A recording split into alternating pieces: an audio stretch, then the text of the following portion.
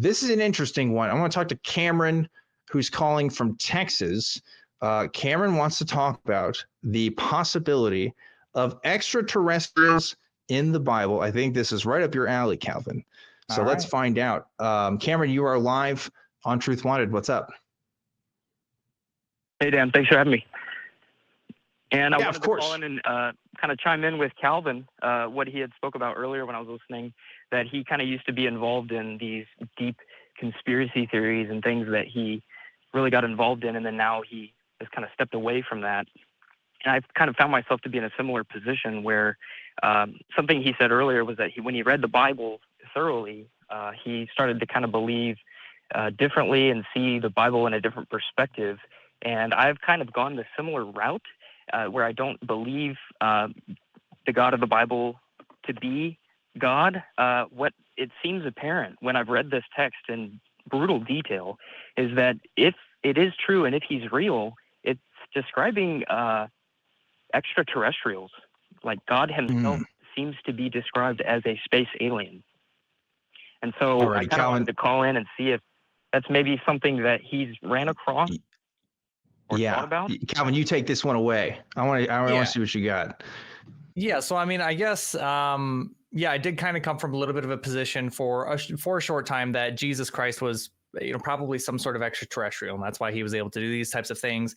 Maybe he had, again, some sort of ancient lost high technology. That's why he was able to walk on water, resurrect, or look like he was resurrecting, or doing these special magic tricks, dividing loaves and fish to thousands of people.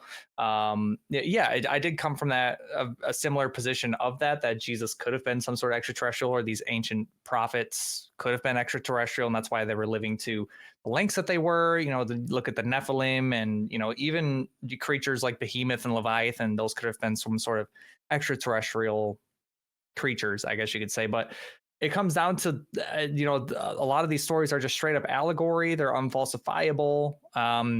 People like to tell stories. That's really what it comes down to, is that, I stopped believing in those things, and specifically that Jesus was an alien or like that, because I don't see a reason to believe that outside of, my imagination flourishing.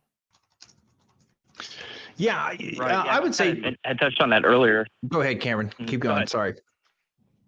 Nope, go for it. Well, and that's just kind of one part of the equation with the whole abilities that are described by these beings to be kind of advanced or whatever. But specifically, what's caught my attention is Yahweh himself, when described in the Hebrew of the Old Testament, is consistently described to come from outer space to communicate with people. If you actually look at the verses in the Bible, it talks about the Hebrew words that are used are ascending and descending, because they believed God lived above the firmament.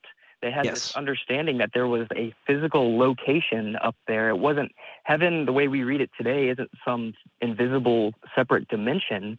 In the Bible, it's described as a physical location, that he's coming down from the sky. And it just seems apparent to me that with our understanding of things in today's world, that's very obvious what they're actually talking about. Yeah, so you are correct in that in the New Testament, in the Koine Greek they're using the word ascending when talking about, because the New Testament is written in Greek, right? It's not Hebrew. But yeah, so there's a lot of debate about that. Well, and Paul makes a reference to a specific layer of heaven. And he's talking about the 6th or 7th layer of heaven in one of the epistles. I forget which one. But yeah, so this is an interesting point of contention. Obviously, I agree with you in that ancient context, I think there was a literal place that they could go to, which was heaven here. But when we talk about miracles, when we talk about doing stuff, Joseph Smith was even thought to have done some amazing things. The Prophet Muhammad was thought to have done some amazing things. The Buddha was done some amazing things. And, Cameron, I talked about this from the beginning. You're from Texas, so I know you know this, and I'm from Waco, and I talked about this at the beginning. But there are people who still exist at the Waco compound today that believe not only that David Koresh is God, is the son of God, but also has performed miracles. right? And there's one or two documentaries of interviews of people talking about some of the miracles he has allegedly performed, right? So I think this idea that, oh, there is this character in history who seems to have these awesome powers, and it just so happens that he coincides with like coming from space, I think it can be more likely explained that when you're in a cult, which I think the first century Christians were in, right? You tend to inflate the leader of that cult to these amazing, awesome levels of things that they just can't possibly do, right? Because their hype is just so real that that's just, you know, the way that everybody's thinking about them. I think that's the better explanation for what we see in the New Testament text than that Jesus was a literal space alien. But that's my thoughts there, Cameron. What do you think? Old Testament. Yeah, the Old Testament is Yahweh. That's the God of Abraham, Isaac, and Jacob. And there are verses in Genesis that the Hebrew uses the terms ascending and descending. Like in Genesis 17, it says when God is finished speaking with Abraham, he ascended.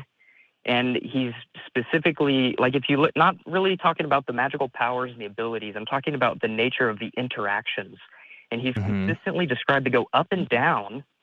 In the book of Psalm 68, he's described to be a traveler through outer space. It says it point blank. He says that he rides through the heavens. And I just don't understand what else that could possibly mean.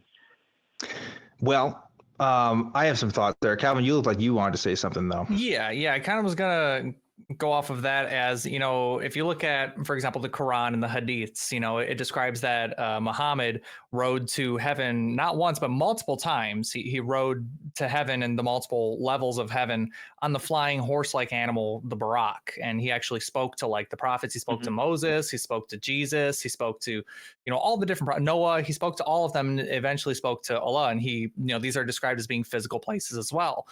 But it's kind of a reach, in my opinion, to go, okay, this is, you know, and we can look at the Bible in the same aspect as heaven being a physical place, to say that these people were more than likely, from my position, they're more than likely trying to put human type of characteristics to these stories and these deities that they're describing to make them more relatable, more, you could say, believable. So like, you know, it's kind of a reach for me to say, okay, therefore maybe the Buraq was a UFO and, you know, they rode a spaceship up to heaven and back. It's just kind of a stretch to me that it's kind of a post hoc rationalization. You know, you're kind of plugging something in there that you, instead of just saying that you don't know, or that it's more than likely just a story. I would say, to even more directly address the specifics of what you brought up, you mentioned the story of God wrestling with Jacob. I don't know off the top of my head, but I believe in that instance they're referencing Yahweh specifically, and they used the Tetragrammaton. We actually was talking about this the other day on another show about this. The Tetragrammaton, which is a specific name for the use of God. What's interesting is that the Old Testament is not consistent with how it names God. In other parts, it references the Elohim, which can be interpreted as a plurality, of other kinds of gods and other kinds of beings. And there's a very popular scholarship that attests to this idea that not only Yahweh has changed over time, but Hebrew belief has started as a polytheistic religion, really. Judaism as more of an understanding of what's called a polylatry, a sort of difference of gods on similar levels rather than one specific deity there. And I think there's evidences to that point to that. And I think the story of God wrestling with Jacob is, as Calvin mentioned, another one of these kinds of tales is trying to put Yahweh as part of the center of this sort of universe here. Not that there aren't other gods, but that he is one specific God doing specific things there. And he that imagery is used in contrast with other kinds of gods, like Baal is talked about a lot, and Baal being ineffective in his religion and stuff. And these are the things that God is doing. God is literally coming down and wrestling with his creation, right? He's doing these amazing things. I think it is part of a larger allegory. I think, again, that's just the more probable explanation for what we see there than Jacob is, one, a historical, real, actual person in history, but two, met a space alien one time and then wrestled with him. I just think that that's the more likely case. But I don't know, Cameron, maybe you disagree. Well, yeah, and I like what she said because it kind of puts it in perspective for me that I like to hear because I've been really bounce these ideas off with a lot of people. And I thought it would be a good kind of forum for this to happen because you guys don't really believe that this character in the Bible would qualify for anything that anybody would want to appeal to being a god. And because of that, in applying more of a naturalistic explanation to the stories, it actually starts to make the stories make a little bit more sense. Like, oh yeah, it makes sense that this guy's a total asshole. He's not really the god of the universe. He just has these incredible abilities because he's maybe technologically advanced and is coming down and interacting with these people and forcing his his power on them. Yeah, does it make more sense that a technically advanced civilization is just being an asshole to us and wrestles with us sometimes? I don't know if that actually makes it more clear. Yeah, you have a point there. Yeah, I think it comes down to kind of, you could look at Occam's razor, like, is it more probable that, ancient people were wrestling with, space aliens, or that they more than likely were just making up stories to make their cult sound more believable? Yeah. One thing, possibility. Yeah. What, Cameron, I think what you would be interested in, and maybe you're already familiar with this, is that one, the Jewish tradition, we also talked about this recently on the show, it's not a history that Christianity likes to define as objective. It has been a changing tradition, and there's different texts that talk about different interpretations of each story. So and one specific tradition of Judaism is talking about the early esoteric church there. Oh my gosh, wow, the name is slipping, but it will come back to me later. But basically, there is an entire branch of Judaism that talks specifically about the demiurge, that Yahweh is actually an evil deity, and Jesus, is actually coming to save us from this evil deity, which is the Old Testament depiction of God. That's how radical some of these ideas were about God even back then, because they're also wrestling with this thing. Like, how does this make sense? How do you get this Yahweh guy who says, wrath and destruction, and we should, pillage the villages, to here's hippie loving Jesus who makes fresh fish sticks for the homies and turns water into wine and has a party. I don't know. I think that's some early traditions, even trying to wrestle with that. So this is not a novel observation that you're making, is really what I'm pointing to here.